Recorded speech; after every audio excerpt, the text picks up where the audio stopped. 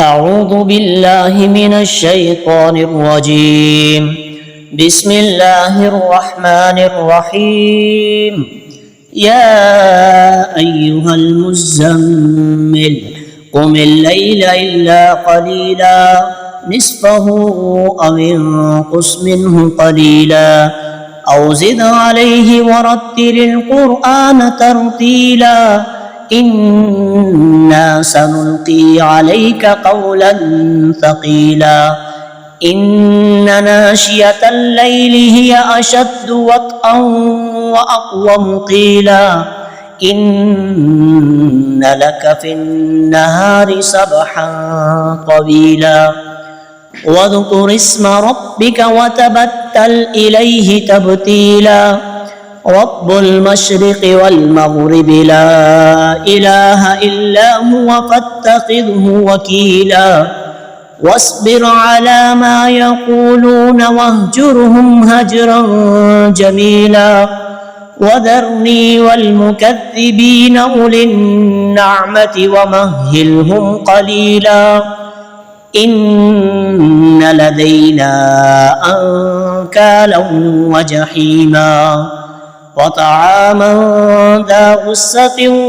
وعذابا أليما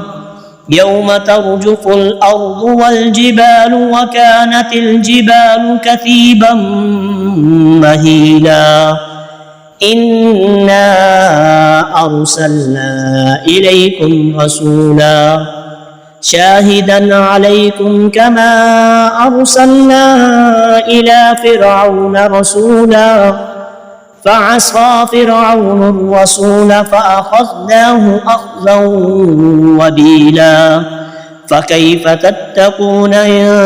كفرتم يوما يجعل الولدان شيبا السماء منفطر به كان وعده مفعولا إن هذه تذكرة فمن شاء اتخذ إلى ربه سبيلا إن ربك يعلم أنك تقوم أدنى من ثلثي الليل ونصفه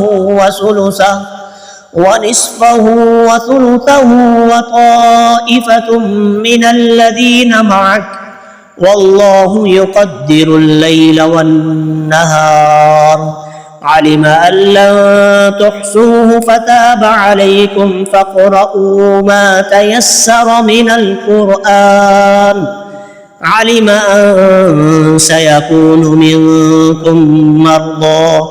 وآخرون يضربون في الأرض يبتغون من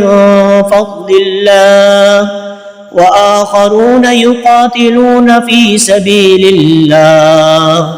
فاقرؤوا ما تيسر منه وأقيموا الصلاة وآتوا الزكاة وأقرضوا الله قرضا حسنا وما تقدموا لأنفسكم من خير تجدوه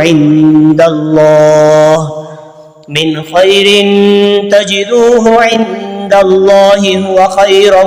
وأعظم أجرا واستغفروا الله إن الله غفور رحيم.